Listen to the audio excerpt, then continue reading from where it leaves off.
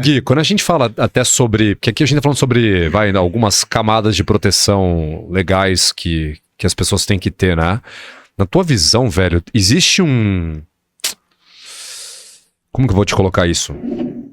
Existe um certo nível, ou de renda, ou de desenvolvimento, sei lá o que for, que o homem ou a mulher tem que ter, tem que atingir um certo degrau para começar a pensar nessa proteção patrimonial, ou não? Então, por exemplo, vamos dar um exemplo aqui. Um cara que perde 50% de um patrimônio de 1 milhão é igual um cara que perde 50% de um patrimônio de 10 mil?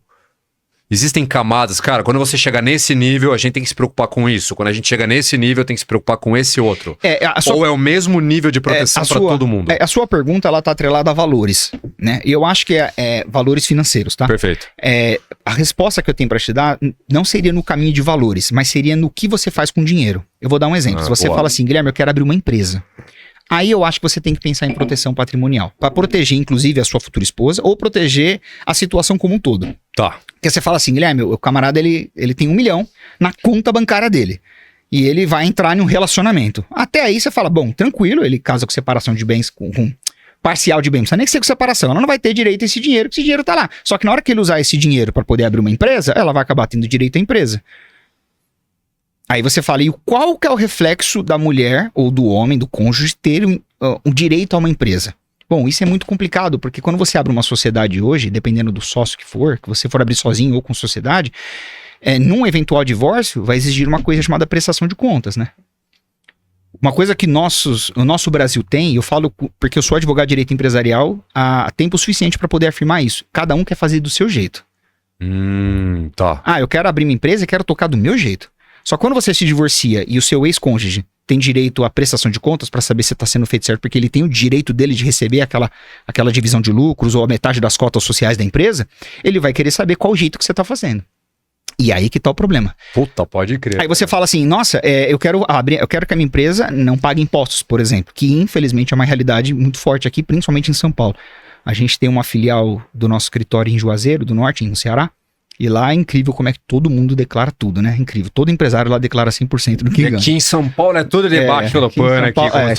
Aqui em São Paulo existe a busca. E nosso escritório especialista na área tributária, a gente acaba buscando maneiras do cliente se prejudicar menos possível com isso, fazendo um planejamento para ele declarar e não pagar tanto imposto. Tá. Mas o ponto é, se você faz do seu jeito... Então você tem que pensar muito antes de iniciar um relacionamento, ciente de uma empresa que você vai abrir durante esse período. Vou abrir uma empresa com ela. Aí é diferente. Eu vou abrir uma empresa e eu não quero que ela ponha a mão nessa empresa em hipótese alguma. Então é importante você fazer um contrato e estipular algumas coisas aí para proteção dessa empresa. Porque se você não faz um contrato para proteger essa empresa, ela pode, no eventual divórcio, querer pôr a mão na contabilidade, na forma como a empresa está sendo administrada e fazer isso mesmo se ela não tiver no contrato social. Mesmo se ela não tiver, porque você fez o divórcio e ela tem direito à metade das cotas da empresa, né? E aí quando você tem um sócio, é interessante essa história de sócio, né? Eu abro uma empresa com você hoje.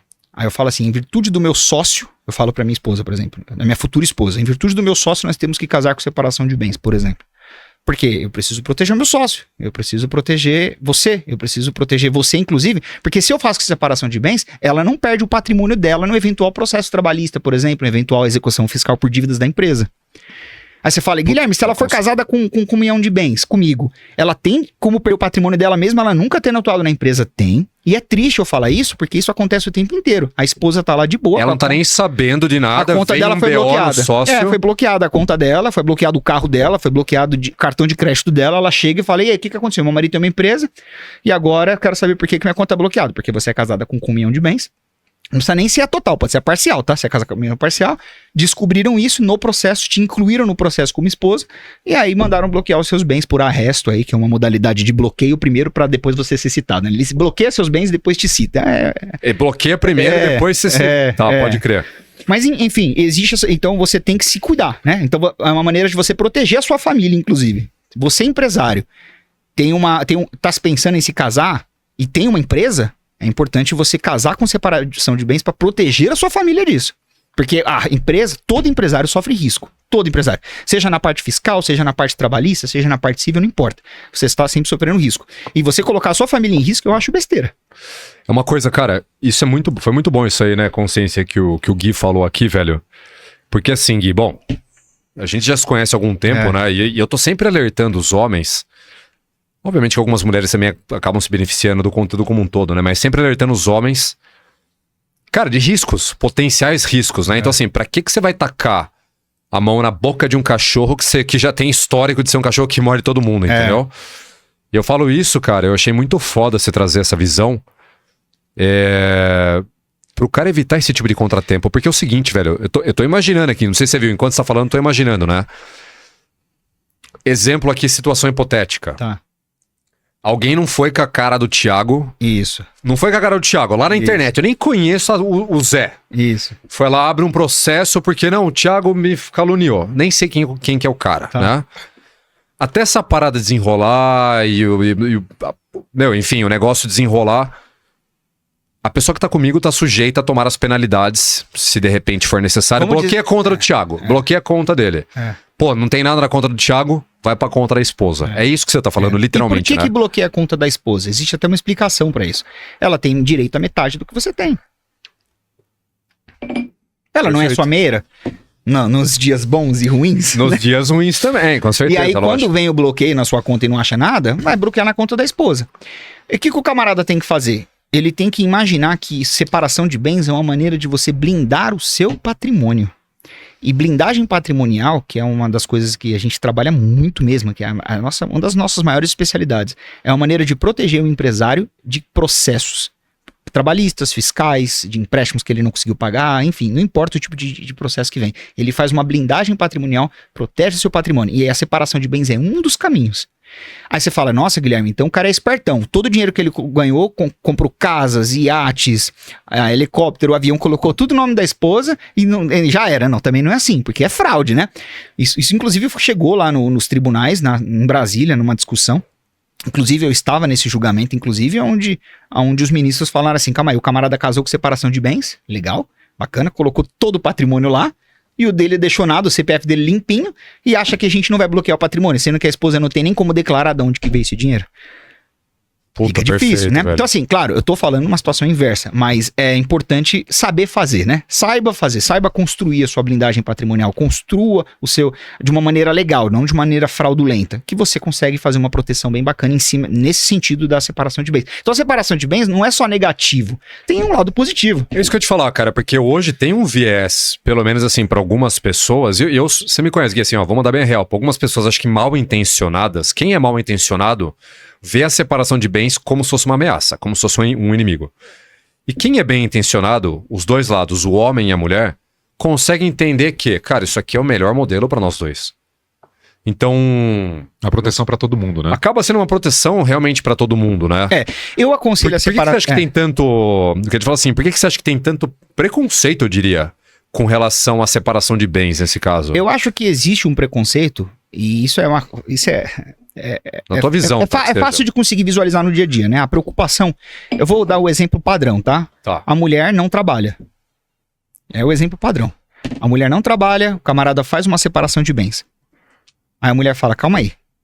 Então eu fiquei 20 anos em casa, cuidando da família, trabalhando pra caramba.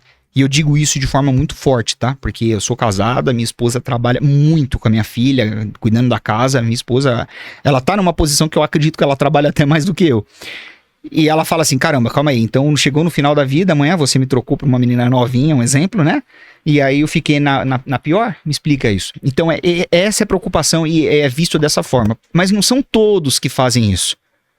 Só que, lembra a história do mendigo no início da nossa conversa? Existe uma atitude de poucas, que infelizmente é maliciosa, é errada, e muitos acabam pagando o pato por isso. Boa. Então tem empresário que quer fazer uma separação de bens por conta da empresa dele, por conta de uma relação com sócio, por conta para proteger a família, por vários motivos, por blindagem de bens. Aí vem esse dogma ruim, esse estigma em relação a essa frase, separação de bens, né? Esse instituto da separação de bens é visto pela sociedade de forma negativa nesse sentido. O cara tá trabalhando, conquistando tudo, eu tô apoiando aqui, tô sendo uma puta parceira do lado dele, e agora o camarada vai embora, vai me deixar deixar com a mão na frente e outra atrás.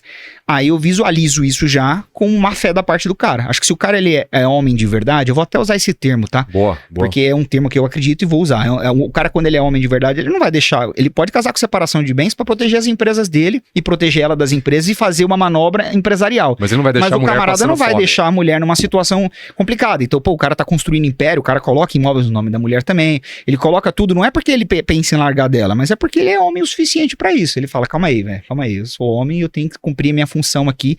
Já que você não tá trabalhando, eu tenho que ser justo com você. Porque entra naquela história de ser injusto e você não conseguir nem dormir, né? Então a gente tem que ser justo, velho. Aplicar a justiça e ser muito bacana e reconhecer o que a mulher faz caso ela não trabalhe. Ah, mas a mulher trabalha, só que ela ganha infinitamente menos.